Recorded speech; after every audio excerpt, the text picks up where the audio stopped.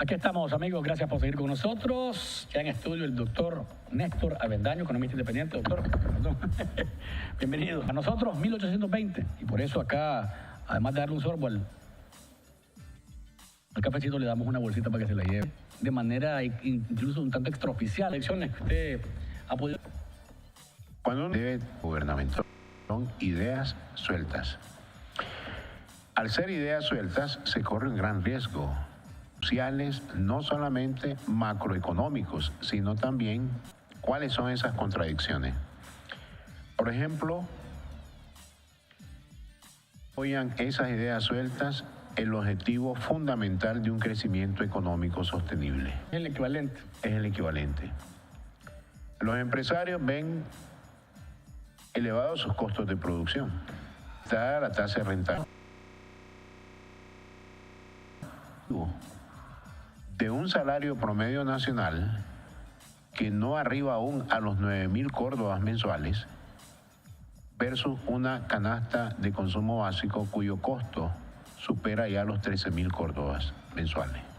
Entonces, discutió en 2013 y se comenzó a aplicar a partir del 1 de enero de 2014 y ya vimos en qué quedó. Lo que yo dije el otro día, lo que demuestra esto es un fracaso de esa reforma. Se decía hasta 2025, 2030. No, incluso. 2035 llegó a decir algo. 2035, sí. Y entonces, es decir, si 4 o 5 años después estamos en esta situación realmente dramática, es un fracaso la reforma, definitivamente que no tuvo ningún efecto.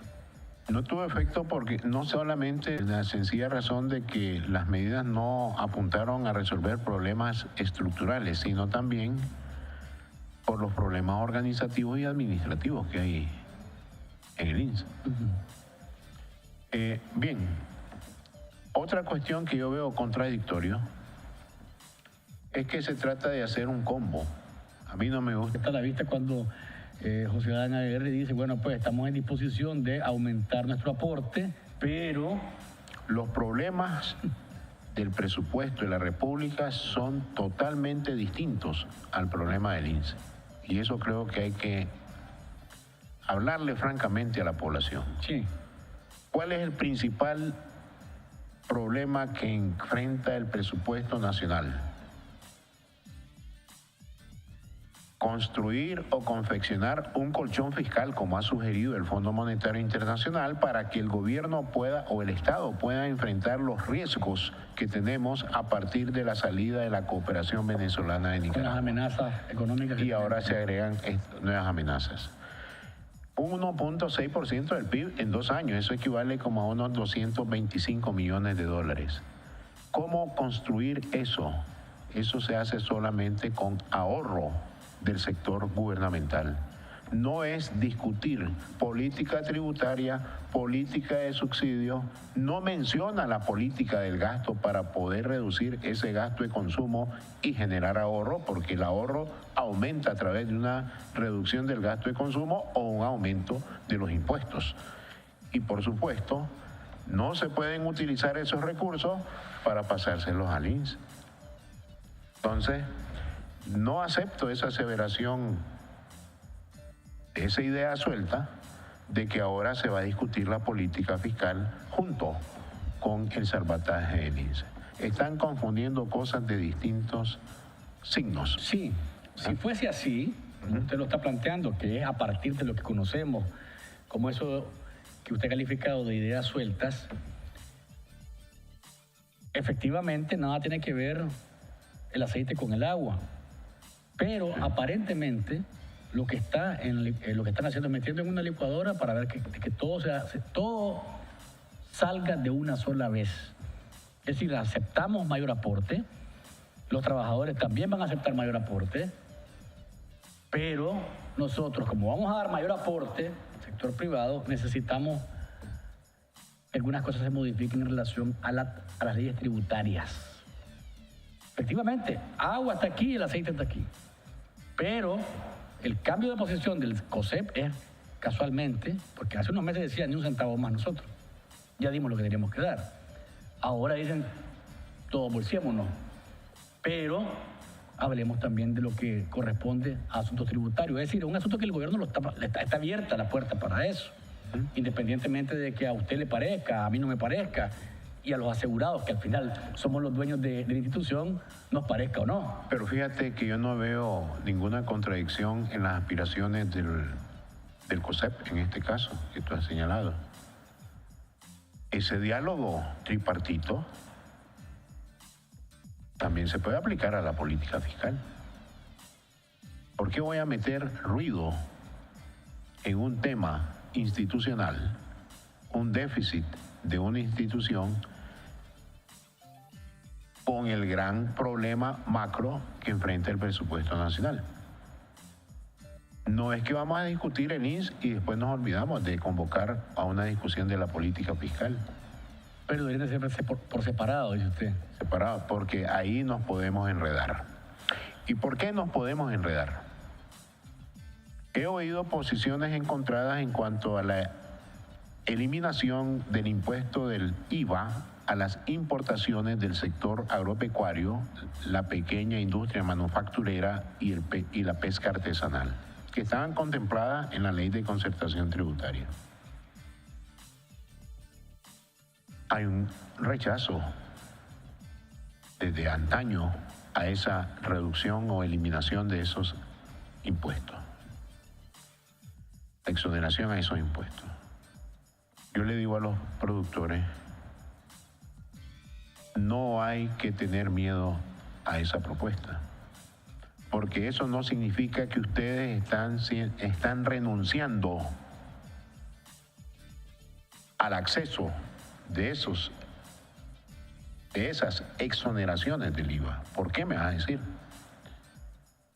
Porque ya está establecido en la Ley de Concertación Tributaria y se discutió en esos años pasados, que si una empresa presenta al Estado, en este caso a través del Ministerio de Hacienda, un proyecto de inversión que alcance uno de estos tres objetivos: aumentar el empleo, aumentar las exportaciones o mejorar la situación tecnológica de la empresa, tendrá acceso a la exoneración del IVA.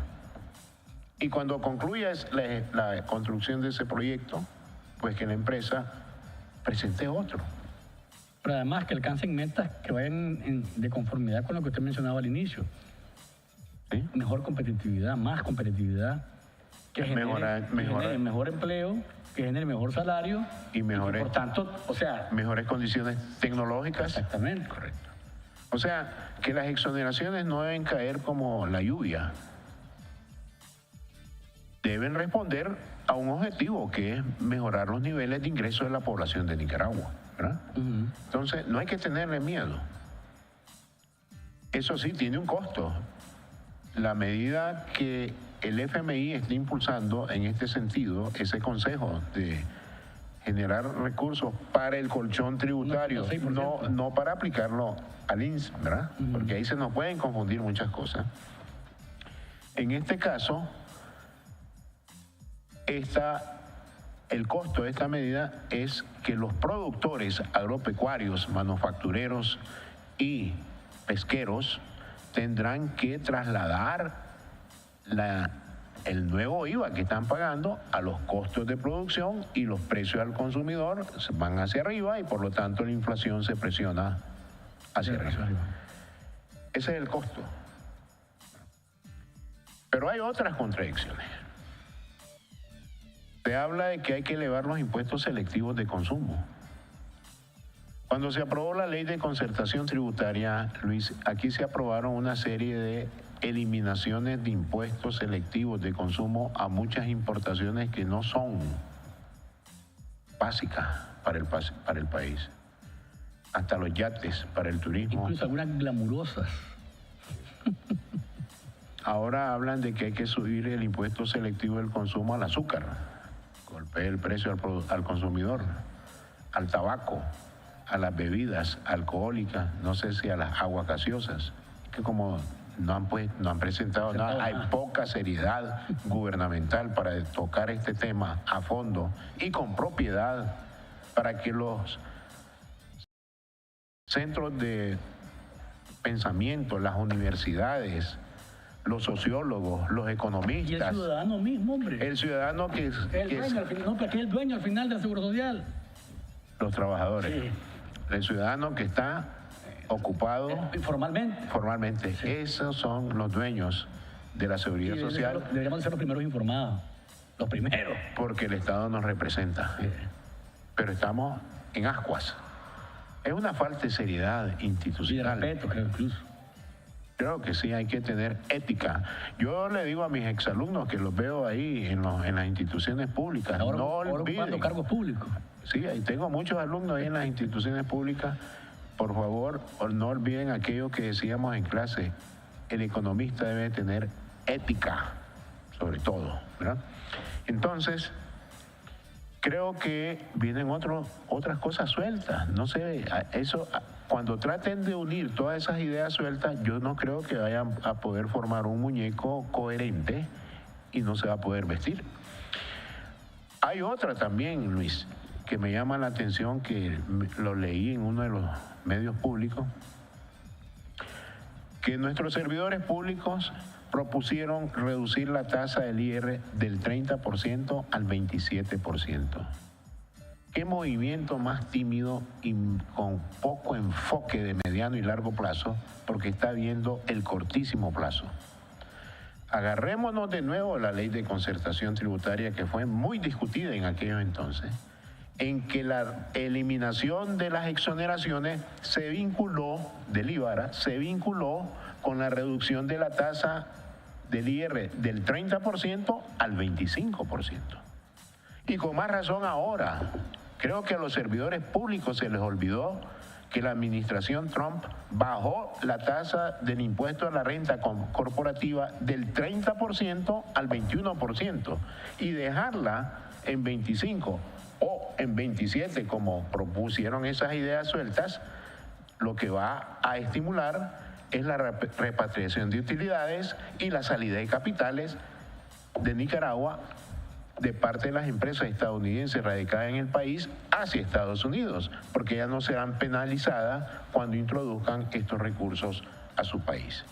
O sea, todo eso hay que discutirlo, hay que hablar, no ideas sueltas.